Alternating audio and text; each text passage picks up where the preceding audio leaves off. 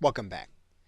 In most cases, you are going to be sending out an email to your email marketing list using the broadcast feature in AWeber. This means that you are writing the message from scratch and you are sending out this message at some particular point in time. Now, you can send out the message at a point in time before it actually has to go out. However, you are writing these messages individually, one at a time, to arrive at your subscriber's email box at a random time. So let's compose an email in our draft area. So we have now composed our email and we're now going to click Save and Exit.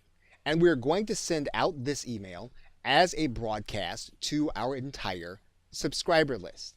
So what we're going to do is we're going to go to the Send options and we're going to schedule a broadcast. Now, you'll notice that if you decide that you want to change the subject line, you can actually change it in this field, or you can leave it as it is. And in the first section, there are some decisions that you can actually make. So, for example, we can click the Edit button, and we're going to notice that you can actually produce your own broadcast archive. Now, that broadcast archive is actually already branded because we did that in an earlier video. So for example, let's take a look as to how this broadcast archive will actually appear. Now right now we don't have any emails, but you'll notice there is our logo. You'll notice there is an opt-in page. And what we can do is we can share this broadcast archive just as we would any other web page. So when we publish to a broadcast archive, it's almost like publishing to a web page. And the same thing is going to be true with our RSS feed. Now we can also post to our social media accounts, and we can do that to a particular page or a particular Twitter account. And we can do that by connecting to a new account in these areas. Now we're not going to do that right now. We've actually already determined in our settings that we are not going to connect to Twitter or Facebook, but you can, so that your broadcast email will appear there. When you have made all of your choices in this area, what you're going to do is you're going to click Apply.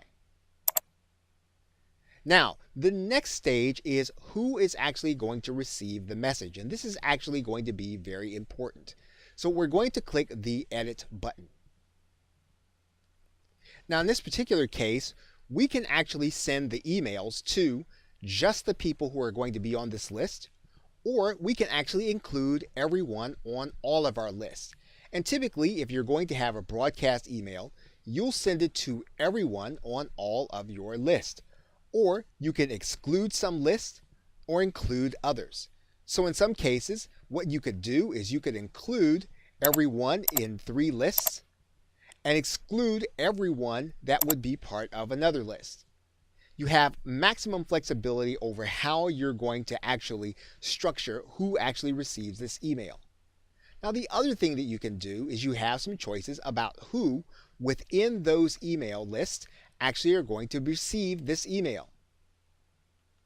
In this drop-down arrow, you notice that you can actually send to the active subscribers.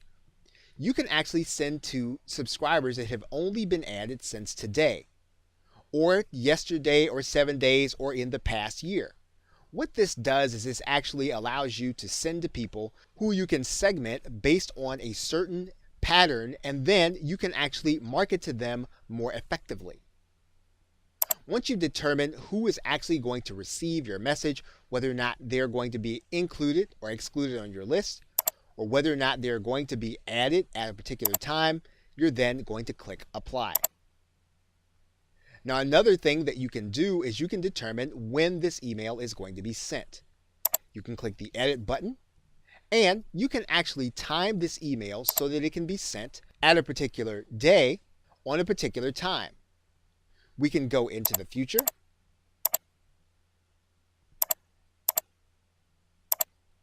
and send on any day that we actually feel this email is appropriate to send. Once we've determined when we want it to be sent, we can click Apply. Now we can actually make it so that the timing is going to be immediate. We'll just cancel this.